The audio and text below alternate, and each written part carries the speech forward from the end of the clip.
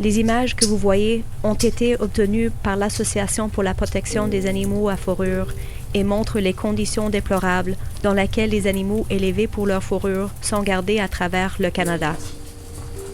Ce que vous voyez sont les conditions de vie typiques et standards des animaux élevés pour leur fourrure.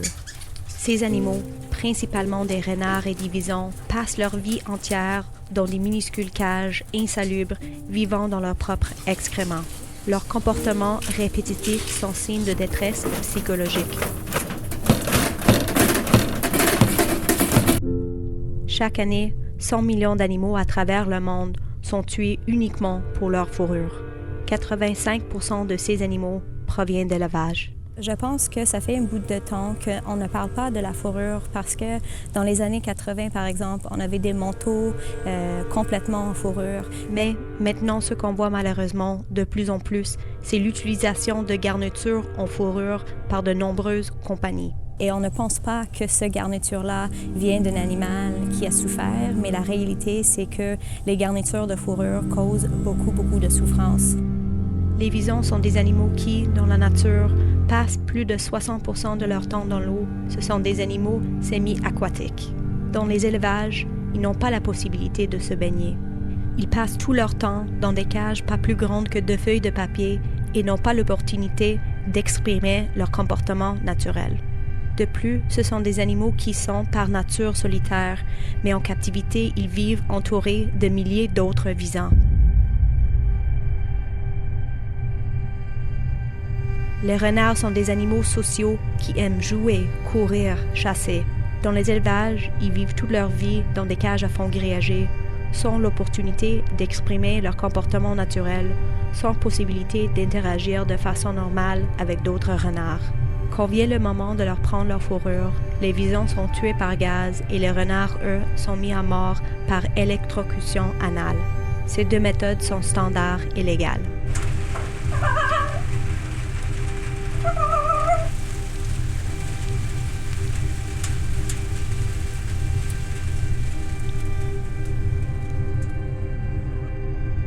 Au Canada, la réalité, c'est qu'il y a très peu de lois qui protègent les animaux à fourrure.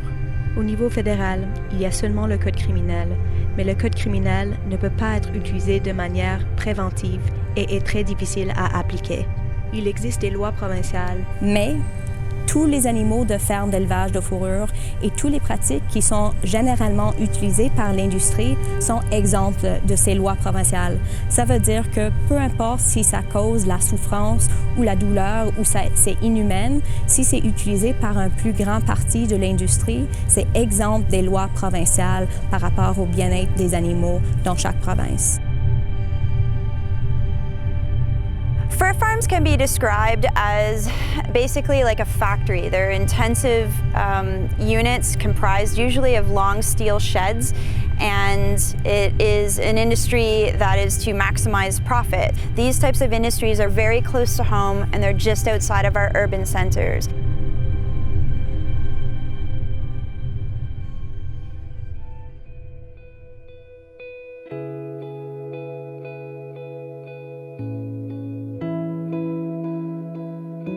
La fourrure est cruelle, non nécessaire et un produit de luxe dont personne n'a besoin. On peut mettre fin à l'élevage des animaux pour leur fourrure en choisissant de boycotter ce produit. Pour vous renseigner davantage, visitez le site finilafourrure.com.